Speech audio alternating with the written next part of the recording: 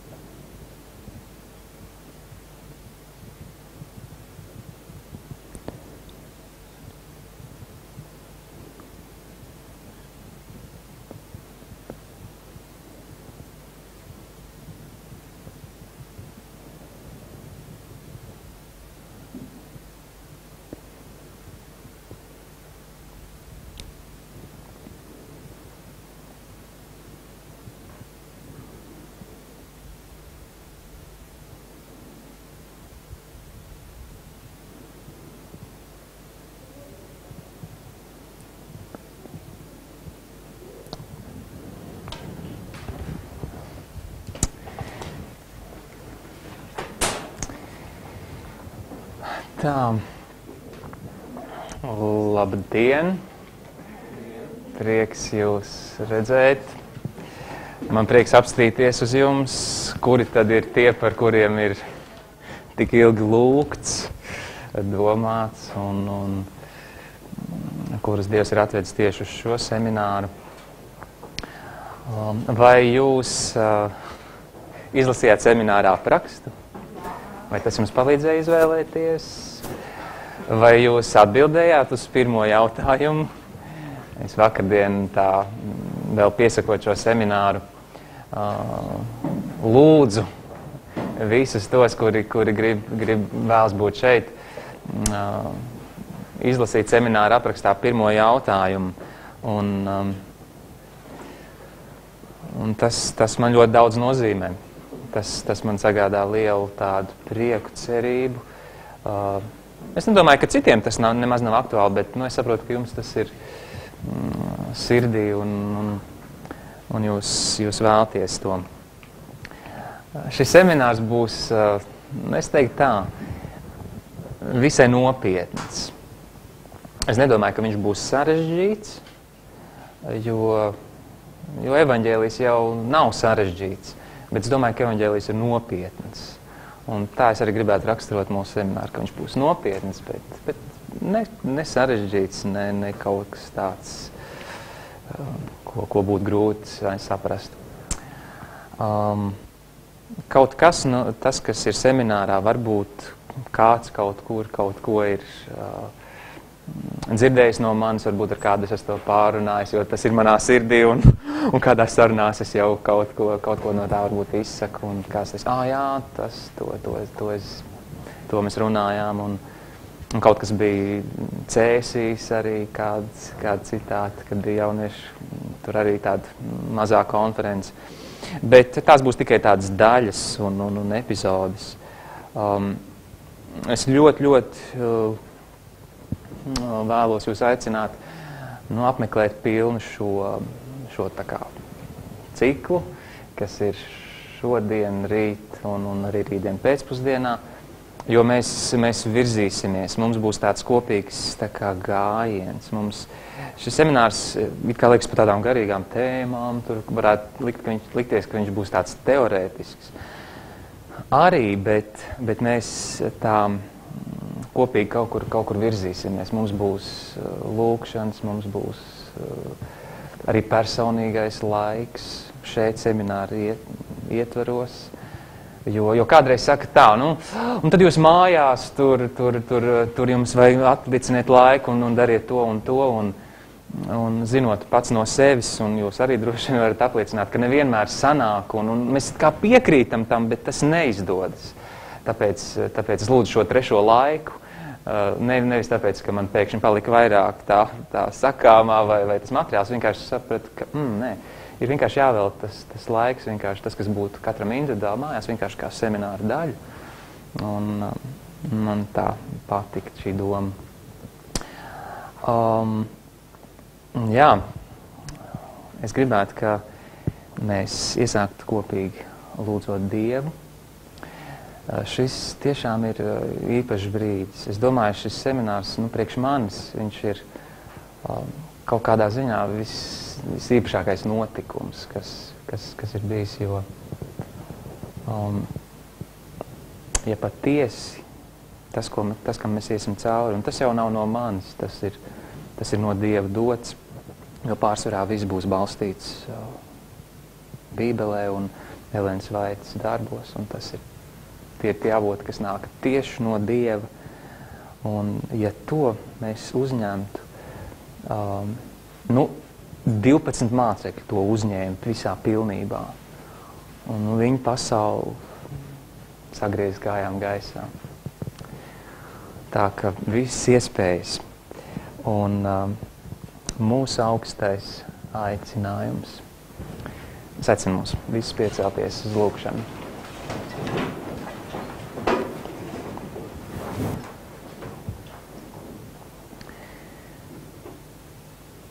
Mīļais debesu Tēv,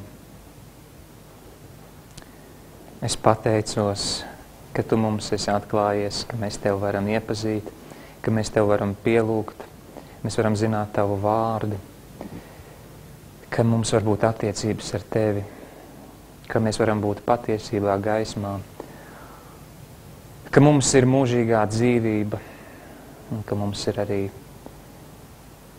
augsts aicinājums. Es pateicos, ka ne tikai priekš mūžības Tev ir īpaši nodomi, bet arī šeit vēl to laiku, kas mums ir jāpavada uz zemes, ka mums ir sava misija, sava atbildība un Tavu pavēle. Debes Tēvs, šis ir tas brīdis, kad tām lūkšanām, kas ir izskanējušas, tiem apsolījumiem, kur ir piesaukti, šis ir tas brīdis, kad tiem ir jāpiepildās. Šis ir tas brīdis, kad eņģeļiem ir īpaši jākalpo šajā vietā. Un Tēvs arī visās citās istabiņās, kur Tavu bērni ir Tavā vārdā sapulcējušies. Šis ir tas brīdis, kad mums ir jāsastopas ar Tavu garu balsi. Šis ir tas brīdis, kad mēs nododam šo laiku Tavās rokās. Es lūdzu, lai Tu pieskartos katrai sirdī, kas ir šeit. Es lūdzu, lai pie katra no cilvēkiem būtu Tavs eņģelis, kurš visas šīs domas, vārdus aiznestu līdz prātam un sirdī. Es lūdzu, lai Tavs vārds mūs dziļi skar, palīdz mums atstāt un aizmirst uz šo laiku visas citas lietas. Un justies tā, kā mēs būtu Tavā priekšā, Tavā namā, pie Tavām kājām, kad nekas cits nevar būt svarīgāks. Tu parūpēsies par visām citām lietām mūsu dzīvē.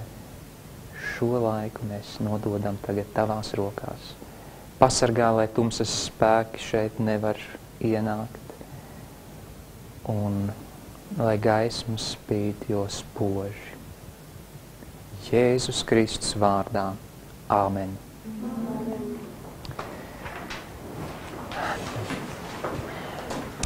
Mūsu augstais aicinājums. Kristus rakstura līdzība viņa sekotājos. Elenai Vaitai grāmatā Kristus līdzības ir tāds ļoti spēcīgs citāts. Kad Kristus raksturs būs pilnībā atklājies viņa ļaudīs, tad viņš nāks, lai tos pasludinātu par saviem. Mēs šeit domājam, kad būs tā diena, kad Kristus nāks, evaņģēlijam jātiek pasludinātam visā pasaulē. Bet šeit ir pavisam tāds konkrēts norādījums. Ja mēs jautātu, kad? Kam ir jānotiek? Kas ir priekšnosacījums?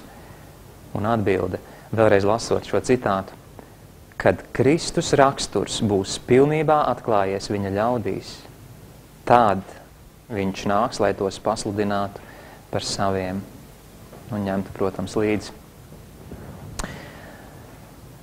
Kurš no jums izjūt vajadzību pēc pārmaiņām savā dzīvē, attiecībās ar Dievu? Ir rokas.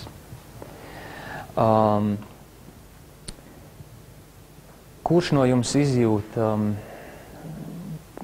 dziļu vajadzību pēc Kristus, ka kaut kas nav tā tikai mazliet, varētu būt kāds uzlabojums, bet jūs izjūtat dziļu tādu vajadzību pēc Kristus klātbūtnes.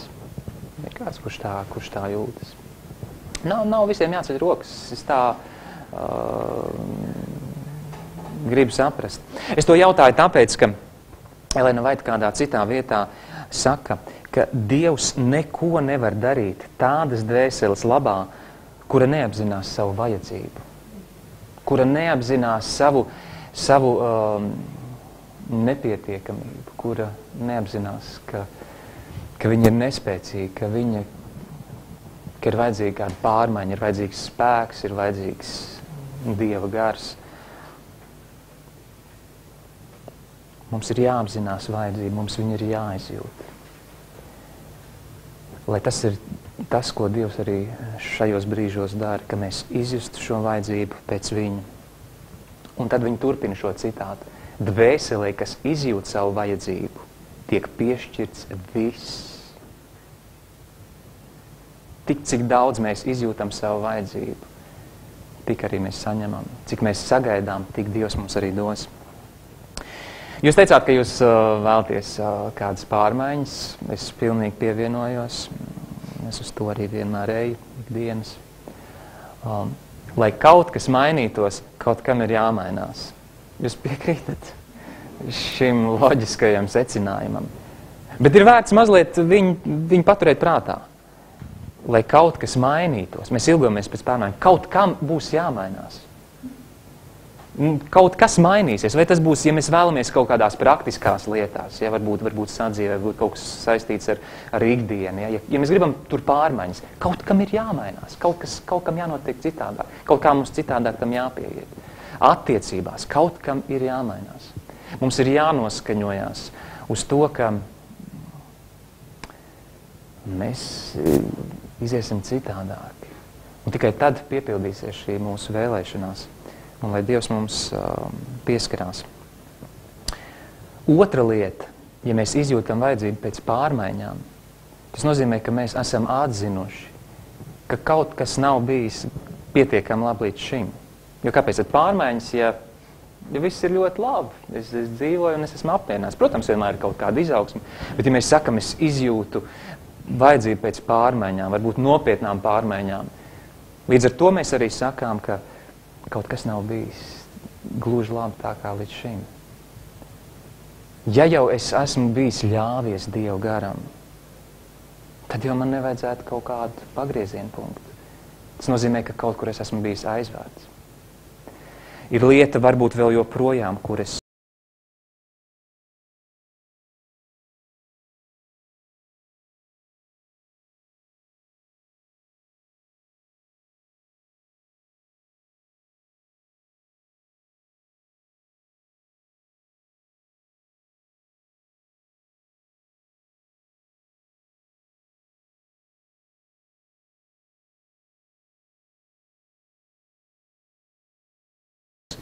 noraidu Dievu garu balsi.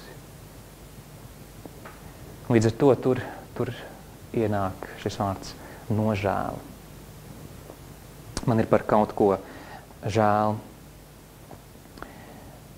Es gribu jums pavisam īsi līdzdalīt savu piedzīvojumu, kad šo vajadzību pēc pārmaiņām es laikam savā dzīvē izjūtu visvairāk, vislielākajā mērā. Tas bija pirms 3 gadiem.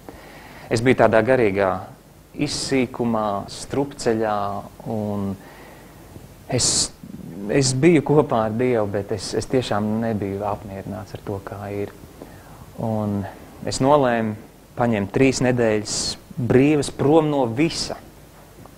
Atslēdzu pa telefonu, aizbraucu uz vientuļu vietu Latvijā tepat, un lai meklētu Dievu, lai viņam tuvotos, lai kaut kā tiktu ārā no šīs strupceļa. Bet es nestāstīšu visu šo piedzīvojumu, kas bija neatkārtojams, īstenībā arī nepārstāstāms, bet tas pats sākums.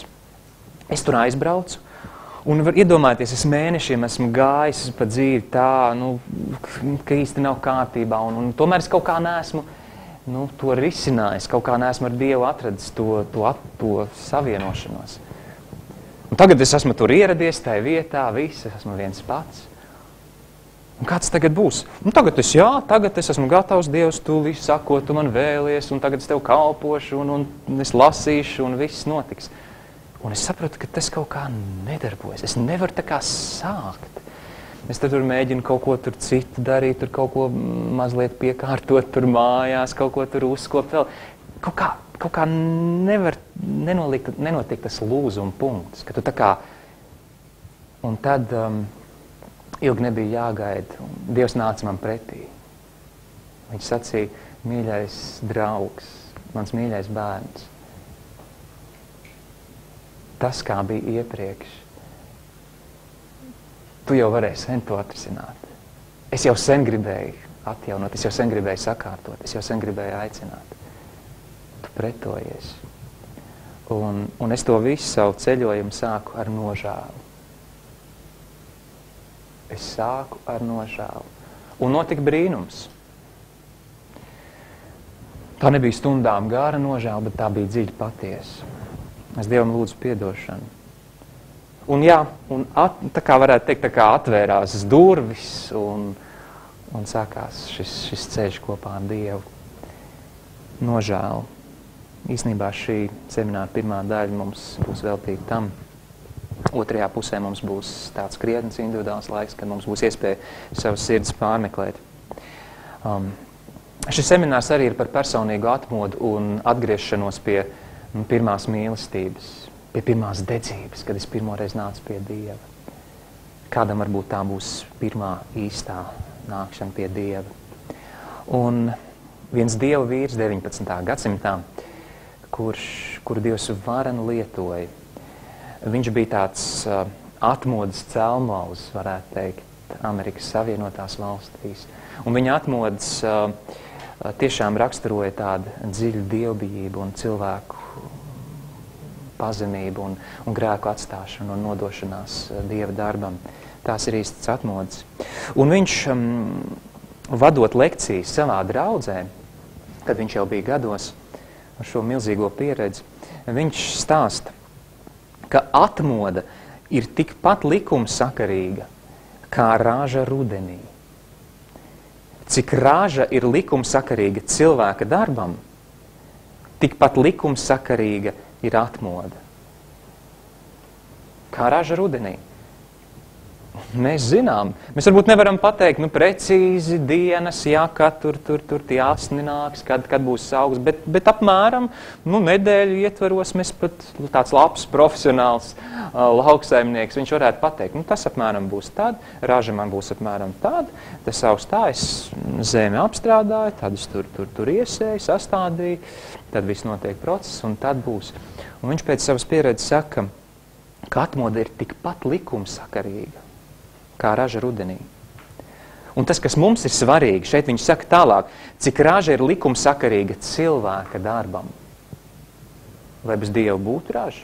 Protams, ka nē. Nekas nenotiktu. Bet, ja cilvēks neņemtu šo Dieva norādīto līdzdalību, arī nekas nebūtu. Viņš salīdzina tā, ka dažiem šķiet, ka atmoda un tāds kaut kāds garīgi lieli notikumi, dažiem šķiet, ka tas ir tāpat kā zibens debesīs vai zemestrīce, ko cilvēks nevar izraisīt. Tas vienkārši notiek, tur kaut kā tas viss ir sanācis un ir liels notikums. Tā tas nenotiek. Tā ir tiešām likumsakarība. Un mūsu mērķis ir saprast arī šī semināra laikā un arī šodien, ja tas ir tik likumsakarīgi, varbūt visās detaļās nezināsim, bet kas ir tā mūsu daļa? Kas ir tā mūsu kā zemnieka daļa pie savām sirdīm, lai tas tiešām notiktu? Jā, lūdzu. Čārls Finnejs. Čārls Finnejs. Tie, kas ir klausījušies arī Rona Kluzē seminārus, un tā ir kādi citāti noteikti bijuši arī tur. Atmodu vienmēr pavada grēku apziņas rašanās ticīgajos. Viņš turpina pēc pieredzes. Un ieklausieties, īstā atmodā. Un šeit mēs galvenokārt mēs runājam par personīgo atmodu. Tas, protams, raksturo arī draudzi, bet draudzi esam mēs katrs viens.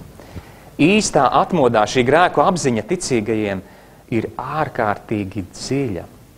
Dažiem pat liekas, ka tiem vairs nav cerības. Domājieties, cik dziļi skar šīs patiesības, šī atziņa par grēku, ko tas nodara par tā dabu. Ka tā apziņa ir ļoti dziļa. Kā ir ar gaisu? Nevajag vēl kādu logu? Jums ļoti labi? Vajag? Vajag, ja? Varbūt kā aizmugurē var... tu esi tieši sēdi. Varbūt, paskatāmies. Tad varēs pārsēsties kaut kur citur. Man liekas, ka būtu labi. Hozejas 10. nodaļa, 12. pantā. Tur ir tā arī simboliski, mēs jau iesākām par šo tā kā zemnieku, lauksaimnieka valodu. Un tur ir tādi vārdi, Hozejas 10. nodaļa, 12. pants. Un mēs šo pantu arī tagad lasam, un to, ko mēs tālāk apskatīsimies, tas būs kā sagatavošanās tam, kas būs šī semināra tā kā noslēgumā un otrajā pusē. Tur ir sacīts tā. Uzplēsiet jaunu atziņas līdumu. Jā, tiem, kas ar zemi nav saistīti, tā kā man varbūt pasveši tie vārdi. Uzplēsiet jaunu atziņas līdumu, jā. Uzplēsiet zemi, jā, tā kā zemnieks taisās apstrādāt zemi, uzplēsiet jaunu šo zemes posmu, jo vēl ir laiks meklēt to kungu. Un tad, lai viņš beidzot nāktu un liktu nolīt pār jums savai taisnīgai žēlstībai. Lai viņš beidzot nāktu. Un tā ir mūsu vēsts, tā ir mūsu daba, adventistiem gaidot kungu. Un viņš beidzot nākt, kam ir jānotiek. Šim procesam noteikti būs jānotiek. Kristus rakstura līdzība, bet tas sākas uzplēsiet šo jauno līdumu. Ko tas nozīmē? Tas nozīmē uzplēst. Un gribas lietot šo vārdu mūsu sirdis. Uzplēst, ieskatīties sirdī. Apzināties savu patieso stāvokli Dievu priekšā. Uzplēst to ar grēku nožēlu. Tā ir augsnes sagatavošana. Jo atmoda ir tik likumsakarīga kā raža rudenī. Šī augsne ir jāuzplēš, šī sirds ir jāuzplēš. Lai Dievs tur var likt tālāk savu sēkli. Mēs zinām, ka tas ir Dieva vārds. Un tad ir augļi. Un tas arī viss. Viens citāts no Elēnas Vaitas grāmatas Ceļš pie Kristus. Ilgas pēc krietnuma un svētuma pašas par sevi ir pareizas. Tas ir šis pirmais jautājums, vai jūs ilgojat dzīvot svētu dzīvi. Ilgas pēc svētas dzīves ir pareizas. Bet, ja tu šajā vietā apstājies, tad tās vien neko nedos. Daudzi cerēdami un ilgodamies būt kristieši aizies bojā. Viņi nekad nenonāk līdz gribas pakļaušanai Dievam. Viņi tagad neizvēlas būt kristieši. Daudzi cerēdam un ilgodamies būt kristieši. Mēs cilvēks, kurš ilgojas. Viņš liekas tikpat kā jau kristietis. Vai arī cilvēki tāpat kā esam šeit mēs ilgojamies pēc šīs svētuma, pēc šīs svētās dzīves. Un šeit ir teikts šis brīdinājums, ka vien ilgojoties, viņi aizies bojā. Viņi nekad neizvēlas tagad būt kristieši, tagad to piedzīvot. Un es gribu jūs tiešām apzināties, ka šis lēmums, uz ko mēs ejam, uz šo pilnīgu nodošanos, uz Kristus rakstura līdzību, tas ir ļoti nopietns.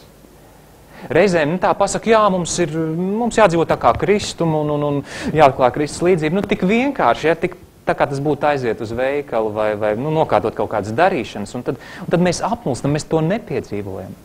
Es gribu apgalvot, ka šis lēmums ir vismaz tikpat nopietns, kā kad grēcinieks pirmo reizi nāk pie Kristus. Es domāju, šī semināra laikā mums jāpieņem tik nopietns lēmums, kā tas būtu, it kā es pirmo reizi vispār nāktu pie Kristus. Varbūt pat vairāk. Jo mēs visi esam pievērsušies Kristum, bet šis ir aicinājums pilnīgi viņam nodoties.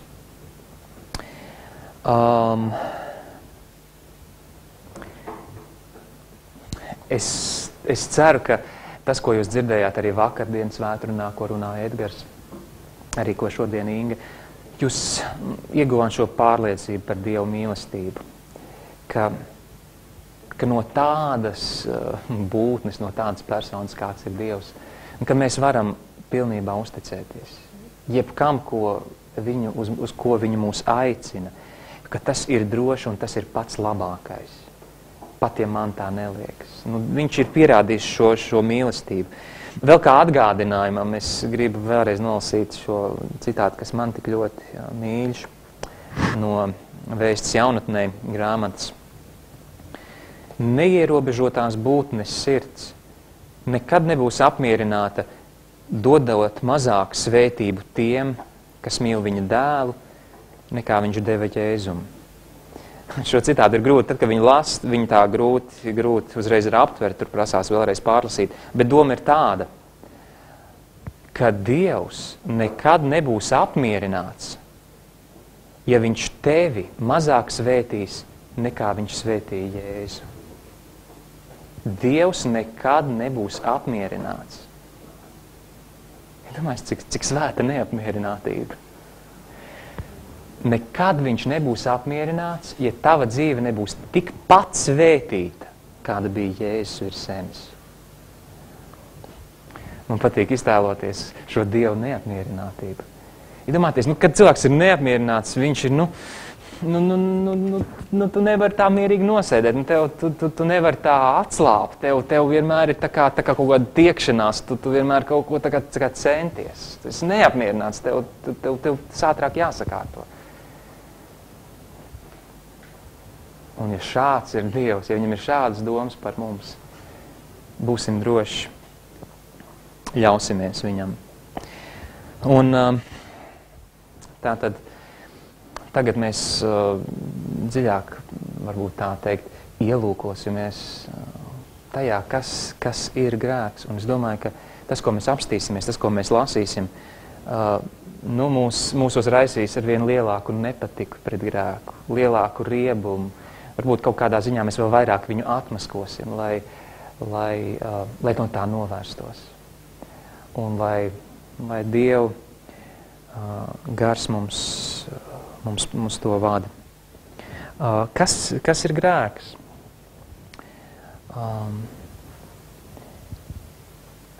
Grēks ir nepatika vai ienaids pret Dievu. Grēks ir nepatika vai ienaids pret Dievu. Kā gan var cilvēks paturēt grēku un veidot attiecības ar Dievu, ja tā savā būtībā ir nepatika? Grēks ir arī sacelšanās pret Dievu. Kā iespējams būt piepildītam ar viņa garu spēku un viņam kalpot, un tāpat laikā paturēt, kaut pat nedaudz grēku, ja tā pēc definīcijas ir sacelšanās pret viņu. Un vēl kāda matemātika. Par tik, cik es mīlu grēku, es ienīstu Dievu. Par tik, cik es mīlu grēku. Par tik, cik es pie viņa turos, varbūt loloju. Par tik man nav saistošs Dievs.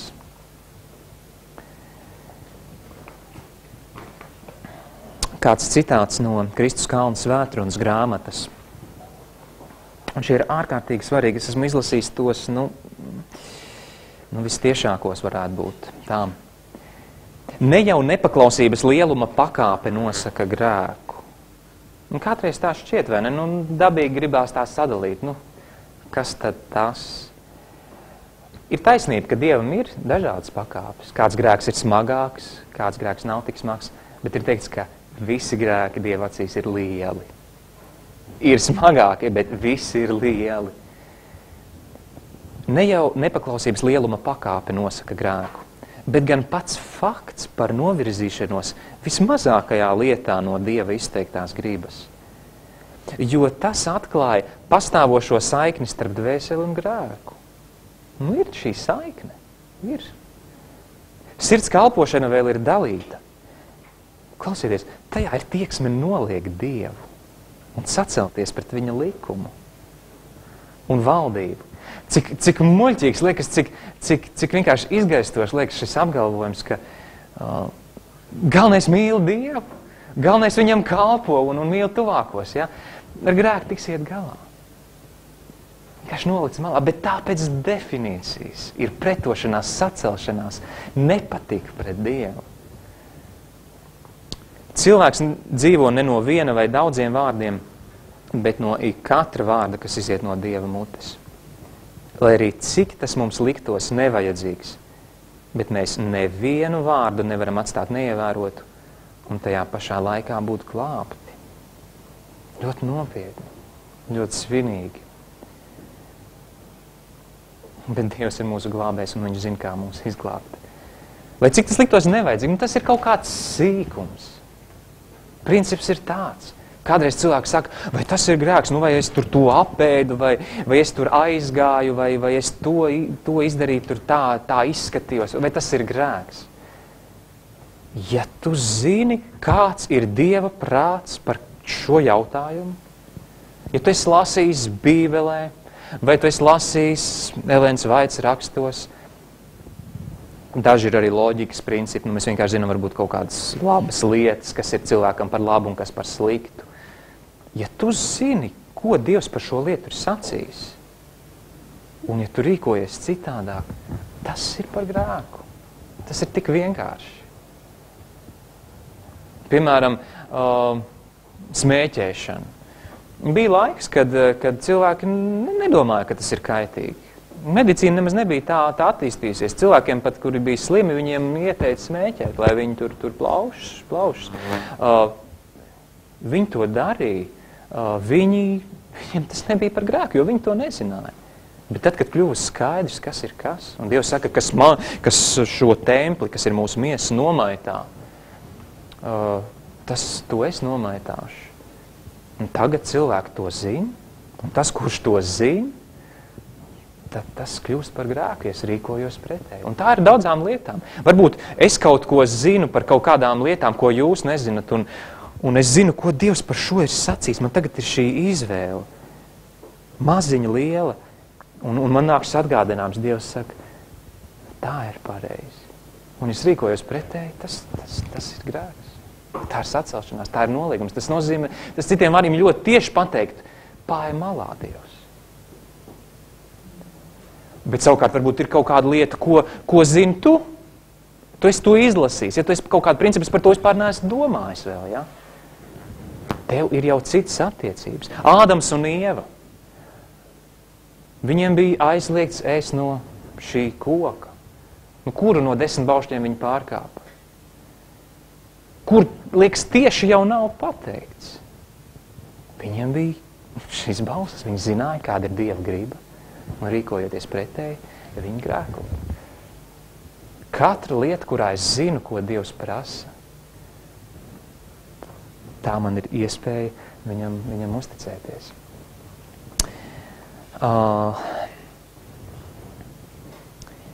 Grēks ir pašnāvība. Jūs esat par to domājuši? Jo Dievs sacīja, tad dienā, kad jūs ēdīsiet, no tā jūs mirsiet, vēl vairāk vēstulē romiešiem 3. nodaļā, 23. pants. Grēka alga ir nāve. Es to zinu, un es eju grēkā. Tā ir pašnāvība. Tā ir sevis iznīcināšana.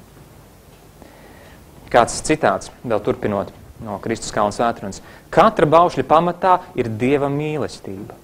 Un kas no baušļa atkāpjas, rada priekšnoteikumus pats savai nelaimei un bojājai. Tas ir ļoti dabīgi. Grēks ir pašnāvība. Vēl vairāk. Grēks ir Jēzus slepkavība. Jo grēks nogalina Jēzu. Un reizēm ir tā kā šī izjūta mazinās ar to, ka šķiet tas tā pirms 2000 gadiem notika, viņš to izcieta, jā. Tagad jau ir labāk. Protams, grēks ir grēks, tas ir nepatīkams, tas rada daudz problēmu, ciešanu, bet nav jau tas moments, ja tas bija tas trakākais, ja kad cieta šīs sāpes, Kristus šīs cīņas, bet ieklausieties šajā citātā no grāmatas Audzināšana. Tas ir šeit un tagad. Maz ir to, kas domā par ciešanām, ko grēks ir sagādājis mūsu radītājiem. Visas debesis cieta Kristum līdzi viņa nāves cīņā, bet šīs ciešanas neiesākās un nebeidzās ar viņu parādīšanos cilvēka veidā. Krusts parāda mūsu notrulinātajiem prātiem tās ciešanas, kuras grēks no tā pašiem pirmsākumiem ir sagādājis Dieva sirdī. Dievam sāp katra atkāpšanās no patiesā, katrs nežēlīgs darbs un katra cilvēces neveiksme viņa ideāla sasniegšanā. Krusts parāda tās ciešanas, kuras grēks jau no tā pirmsākumiem. Pie cilvēkiem tātad Ādams un Ieva. Tas nozīmē, ka krusts ir reāls Dieva sirdī. Arī tagad.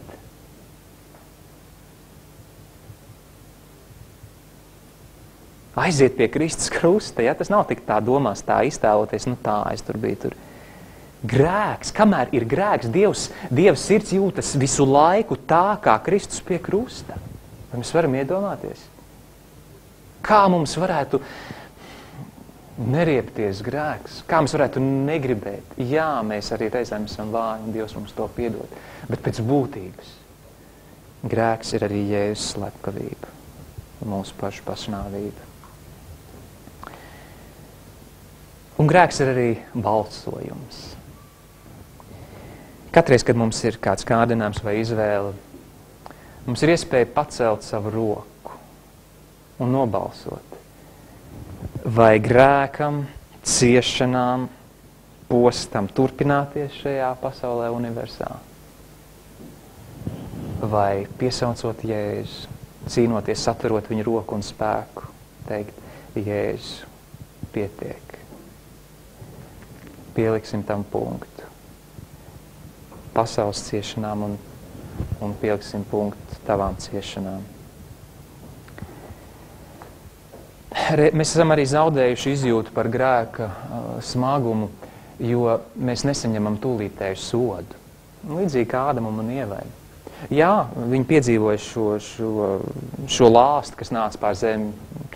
Viss sāk iznīkt, jā, dzīvnieki mīra un tas tā tālāk. Bet viņi nesaņēma šo tūlītējo sodu, ka viņi uzreiz nomirt, jā, vai būt tāds ļoti radikāls uzreiz sekas. Un tas iedod šo domu, ka pieļaut, ka var jau tā kā tas turpināties. Bet Dievs ir savu attieksmi parādījis Bībeles vēsturē. Kāda viņam ir pret grēku rīcību. Un to viņš nav nekad mainījis. Ananija un Safira, apustuļu darbu grāmata. Šie divi, kas krāpās ar ziedojumiem. Viņi bija apsolījuši tā, bet viņi sāka melot un jūs ziniet to notikumu. Kas notika? Viņi momentāli. Dievs sods nāca pār viņiem. Viņi aizgāja bojā. Tuksnesī Izraēla ceļojumos. Atcerieties, tur bija tas viens gadījums, kad viens cilvēks pārkāpa sabatu, tur zarus vāc kopā. Ja? Tā Dievs bija teicis, kā jārīkos, bet viņš tur zariņš, tur vēl kaut ko tur dienā, kurā tas nebija jādara. Nāves spriedums, viņš aizgāja bojā. Ārona dēli. Arī konkrēts bauslis jau tur nebija neviens tāds no 10. Bet viņi izdomāja, ka viņi templī pa savam darīs. To kalpošanu organizēs tā, kā viņiem šķiet labi. Ārona dēli. viņi momentāli aizgāja bojā. Lata sieva. Skats atpakaļ uz pasauli. Gāja bojā. Kas notiek ar mums, kad mēs darām šīs lietas? Tieši tas pats. Mēs garīgi mirstam. Tajā brīdī mēs garīgi un mūsu stāvoklis Dievu priekšā ir tieši tāpat, kā tas notika ar cilvēkiem. Mēs esam pazuduši. Tikai šī Dieva žēlastība ir, ka viņš mums dot vēl iespēju. Pie šiem cilvēkiem viņš ir vienkārši parādījis to attieksmi, kāda viņam ir pret visiem un vienmēr pret grēku. Tas nav, ka tie bija smagāki gadījumi, viņi bija sliktāki. Tie ir tieši tādi paši. Ja jūs zinātu, ka jūs izdarīsiet grēku, jūs saņemsiet momentāli šo algu, vai mēs rīkotos citādāk? Ja mēs zinātu, ka mēs saņemsim tieši tā, kā saņēma šie, mēs rīkotos citādāk. Tas, ka mums ir šī ilūzija, ka it kā jau tas nav, es jau tā kā ar to varu dzīvot. Tā ir Dieva žēlastība. Tā ir Dieva žēlastība. Kristietības ideja nav mazāk grēka. Ieklausieties šajā. Kristietības būtība nav mazāk grēka, bet pilnīga brīvība un uzvara pār grēku. Es teikšu atklāti, šī mācība mazāk grēka iespējams pat ir viens no vislielākajiem ienaidniekiem un uzbrukumiem Kristus reliģijai un evaņģēlijām. Kas šķiet labs mazāk, jā, protams, dzīvosim labāk, jā. Bet Kristus evaņģēlijs ir uzvara pār grēku. Liecības draudzē 5.53. Pat viena nepareiza rakstura iezīme, viena lolota grēcīga vēlēšanās beidzot iznīcinās visu evaņģēlijas spēku. Pat viena grēcīga tieksme norāda uz dvēseles pievilto stāvokli. Grēku nevar attaisnot pat ar visstiprākajām kārdināšanām. Varbūt liekas, šīs domas ir nospiedušas. Ak, vai viņas man spiež. Ja tāda ir sajūta, tas nozīmē, cik mīļš mums ir grēks. Jo mēs paredzam, ka Dievs sagaida, lai mēs atsakamies no tā, kas jau klejo pa mūsu prātu.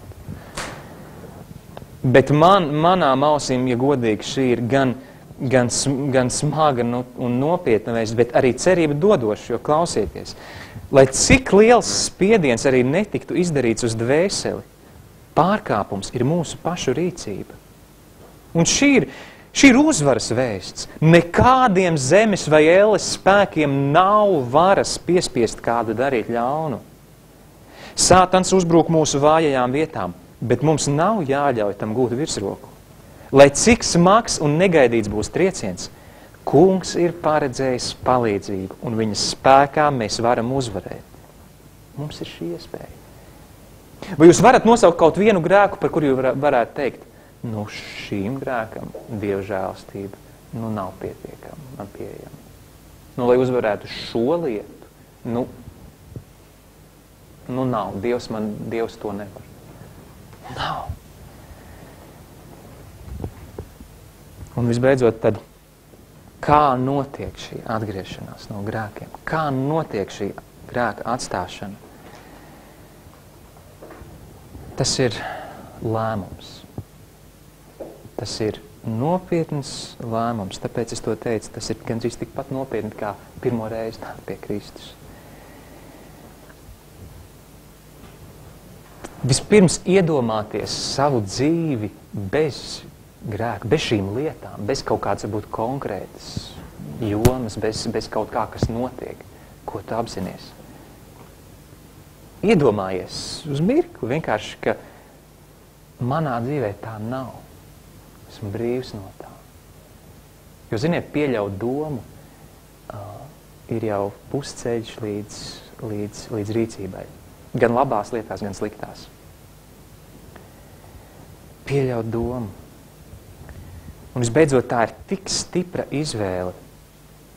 Tā ir pat cīņa izvēlē.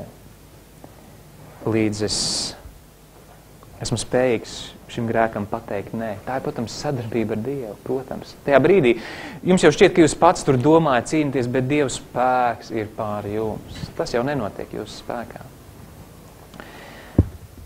Un tagad man šķiet, šis ir viens no visvērtīgākajiem citātiem, ko es pēdējā laikā esmu atradis. Un tas ir no Elēnas Vaitas grāmatas Bērna vadonis. Un ieklausieties, es šos citātus jums, tāpēc tur būs tie e-pasti un viss. Ir kāds ļoti svarīgs prāta likums. Prāta likums, kuru nedrīkst neievērot. Ja kāda iekārojama lieta tiek atraidīta tā, ka nav cerību to kādreiz dabūt, prāts drīz vien pārstāja ilgoties pēc tās, un to nodarbina citas lietas. Bet tik ilgi, kamēr vēl pastāv cerība iekārot to dabūt, cilvēks pieliks pūles, lai to iegūtu. Tikai tad, kad tas lēmums ir tāds, ka visas cerības, ja es eju pie Dieva nožēlāt, Dievs, tu redzi šo lietu, es esmu izdarījis lēmumu, tavs gars man ir pārliecinājis, tavs vārds to saka, es saprotu, ka ir tavs spēks, es gribu būt brīvs, lai piedzīvotu kaut ko daudz pārāku kopā ar tevi. Es lūkšanā eju un es to nolieku tā, ka man ir šī pārliecība, ka tas ir nolikts un uz visiem laikiem. Ka es varu piecelties un teikt, tas viss. Viss. Ja man ir doma, ka, nu jā, Dievs man to ir tā kā piedevis, bet nu skatīsimies, kā būs rīt. Ja ir kā būs, skatīsimies, kā būs rīt, nekas nav noticis. Nekāda uzvara nav iegūta. Jūs esat ieguvuši šo piedošanu, jūs esat ieguvuši šo salīdzināšanu, jums ir bijis skumji, bet uzvara nav notikusi. Un jūs to aizverat, tāpēc īstenībā cilvēks mokās, jo viņš nekad neaizver pilnīgi durvis. Un vienmēr viņas tā kā verās, tā kā nē, un sirds ir tur un tā. Bet tad, kad ir aizvērts, teikt, prāts pārstāja pēc tā tikties un nāk citas lietas. Tās, kuras Dievs sagatavojas. Laiks iet ļoti ātri uz priekšu.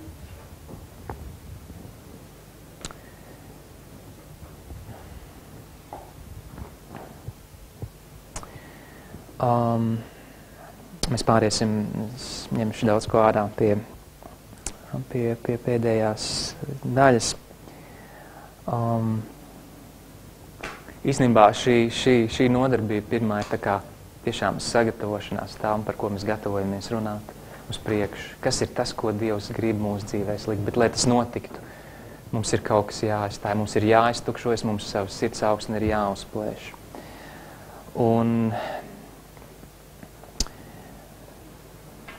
Un šis aicinājums no šī sludinātāja Čārlza Finnija,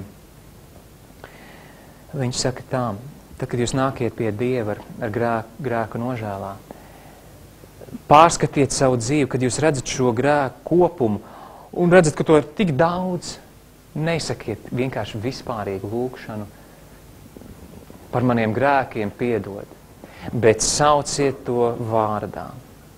Ejiet soli pa solim, cik tālu sniedz jūsu atmiņa.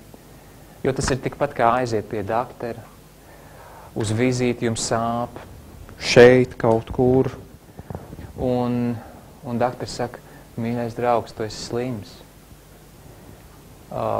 Vispārīgi, tu vienkārši esi slims. Un iedosim tev vitamīnus, vienkārši stiprini savu organismu. Bet viņš neoperēs jums apendicītu, es lietoju piemēram no to, tā, ko es piedzīvoju pavisam nesen. Viņš jums to neoperēs, cauri ar jums ir. Cauri. Ja ir konkrēts grēks, konkrēta lieta, jūs dzīvēs nemainīsies, tā būs vispārīgi Dievs, ak jā, es esmu darījis kaut ko slikti un tā. Dievs arī šīs jūtas vērtē, es tam ticu. Bet iet konkrēti. Un, kad viņš noslēdz šo lekciju draudzēji, starp citu, pēc kuras izcēlās lielā apmodu pilsētā, šķiet tika dibināts kādas 7 draudzes, cilvēki to pieņēma draudzē. Un viņš noslēdz, un tagad es jautāju jums, vai jūs plēsīsiet savus sirds zemi? Vai izpildīsiet visus norādījumus, līdz kamēr būsit pilnīgi atmodušies? Ja to nedarīsit, tad tālākām lekcijām sakot, nevarēsit. Tagad jums jāuzplēš savus sirds augsme, jo bez tā tālākais jums nekā nedos. Un es esmu sevišķi lūdzis par šo brīdi, kas būs tagad. Mums kalpo šeit eņģeļi. Ir pilnīgi neiespējami šajos turpmākajos brīžos, ka ja pie jums katra nepieskartos Dieva eņģelis. Ir pilnīgi neiespējami. Un vēl iedrošinājumam, eņģeļi tiek norīkoti kalpot tiem, kura nopietni pūles uzvarēt katru nepareizu ieradumu, lai stāvētu tīri no sātana viltībām. Mums būs laiks, es izdalīšu tādas lapas, kur būs tāda sirdsapziņas izmeklēšanas lapa. Tur ir uzrakstīti visi Dieva baušļi. Es aicināšu jūs izlasīt katru no tiem personīgi un lūgt Dievs, kur es esmu pārkāpis, kur manā dzīvē nav saskaņas ar to. Tur pie katra šie baušļi būs arī tādi jautājumi. Kādreiz varbūt tā šķiet, šis man tā kā neskar, man nav ar to problēmas, bet varbūt šie jautājumi jūs uzvedina uz kādām lietām, īstenībā, tas ir daudz cīkāk, arī tas tur ir. Ja nē, tad ejiet vienkārši garām, varat vispār nelasīt šos jautājumus. Tas jau būs jūsu personīgais. Varbūt vienkārši iet cauri, kāds varbūt iekrīt jums acīs. Un arī tad, kad mēs to noslēgsim, es gribu vēl vienkārši nolasīt to, ko šis sludinātājs atstāst vienu gadījumu, kā bija, lai jūs būtu arī uzmanīgi un šajās dienās arī pēc tam sargāt sev, jo mēs kaut kur kopīgi virzīsimies. Un viņš saka, es pazinu kādu personu, kur bija norūpējusies par savu dvēseli. Varētu mūs tā raksturot? Varētu, jā. Kādu dienu sastapu viņu vienaldzīgu. Es jautāju, ko viņa ir darījusi? Viņa teica, ka esot pavadījusi pēcpusdienu starp dažiem draudzes locekļiem. Viņa domājusi, ka tas neizklīdināšot viņas grēku apziņu, ja pavadīšot vakaru kopā ar ticīgajiem. Bet tie bijuši vieglprātīgi, tukši ļaudis, un to sabiedrībā grēka apziņa pazudusi. Un tad viņš izsaka savu komentāru. Nav šaubu, ka šie draudzes locekļi pazudināja dvēseli, jo šai personai grēka apziņa vairs neatgriezās. Vienkārši esiet uzmanīgi arī, kad būs šis laiks, kas notiek pēc tam. Sargājiet savus sirdis un esiet nomodā par to. Un es gribētu sacīt, ka vakar uzruna būs īstenībā kā šī semināra turpinājums, bet viņi būs arī priekš pārējiem. Un rīt mēs iesim uz priekšu. Tagad būs šis pārdomu laiks. Kur ir tā lapa ar tiem vārdiem? Visi ir pierakstījuši. Tā kā es to, ko jūs tagad darīsiet, izdarīju pats jau vakar, un pēdējās nedēļas es to darīju, salīdzinoši bieži. Es vienkārši lūkšu par šiem vārdiem, kas ir šeit, lai Dieva gars sevišķi uz jums runā. Un es domāju, ka mēs nepaspēsim līdz galam izdarīt. Ar visu to, kas domāju, ka tāpēc mēs paplašinām semināru, mēs nepaspēsim, jo vakariņš sāksies. Bet palieciet šajā nomodā, palieciet, neļaujiet notikt tam, ka sākas vienkārši čels un tas viss tā kā aiziet. Neļaujiet tam, palieciet un starp citu, viņš min kādu gadījumu, ka ne tikai vienmēr Dieva vārds, seminārs vai kas cilvēkos izraisa šo nopietnību un grēka apziņu. Viņš saka, grēka apziņu un vēlmi tuvoties Dievam var izraisīt pat ticīga cilvēka seja. Viņš stāstīja konkrēti notikumu, kad vienkārši cilvēka seja un skatiens vairākos cilvēkos, es īsi pasaku, raisīja vienkārši jautājumu slāpes un beigās viņi nāca pie Dieva. Vienkārši ieraugot cilvēku seju, kurš bija šajā atmodā, kurš bija patiesi nodevies un ļoti tādu svinīgu attieksmi. Līdz ar to, ka mēs drīzāk iet arī pie mūsu brāļiem un māsām un tā, mīlestībā, ka viņi arī izjust tādu, un ka viņi tā kā iet tam arī līdzi, un tā ne jau tur ar vārdiem kaut ko, bet ļoti uzmanīgi tiešām sargājam. Tā, es izdalīšu tagad tās lapas. Ziniet, es izvēlējos tādu nedaudz spīdīgu papīru, jo es visādi centos, jo šie ir svēti brīži. Saprotiet, tas ir Dievs tagad kalpos. Tagad kalpos eņģeļi un turpmāk šajā vakarā un rīt un tā. Tāpēc tas ir Dieva vārds un es domāju, ka šīs lapas ir svētas lapas, jo tie ir Dieva vārds. Un jā, es gribu tā jūs padalīt. Te ir droši vien vairākas, jau nezināju, cik vajag, bet noderēs kādreiz nākotnē. Un tagad, jūtiet pie sēta, un mums ir laiks, es saprotu, līdz 6.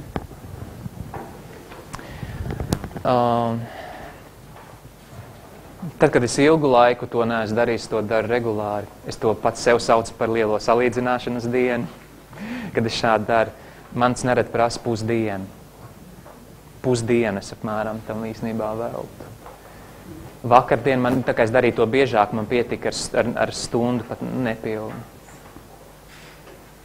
Tā kā, nesasteidziet, ka vienkārši, es ātri pabeigšu, tas tā kā mājas darbs. Nē. Bet jūs sapratāt.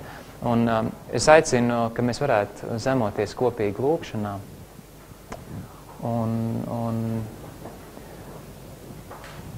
teikt Dievam, jā, šo es nevienam nevaru piespiest. Ja kāds nav par to pārliecināts, ka tas, ko viņš vēlas, tad mēs rīt turpināsim ar tiem, kuri to būs pieņēmuši un kuri būs tam gājuši cauri. Tas ir labākais, kas ar jums var notikt. Viss universs, es ticu, eņģeļi, viņi dara to. Un jūs jutīsiet, kā ar katru bausli jums vienkārši nastiņas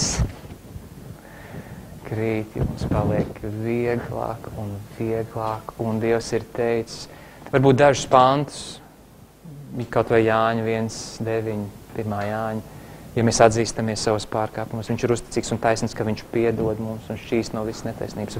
Vēl jums ir prātā, kaut vai aptuveni citējot, kaut kas par grēku piedošanu, kaut kādi panti, šie ir tagad jūsējie. Kaut būtu grēks sarkani kā asins, vai ne? Tātad jebkas, nekas nav par lielu. Kā sarkani kā asins, viss, jebkas. Es aicinu mūs zemoties lūkšanā.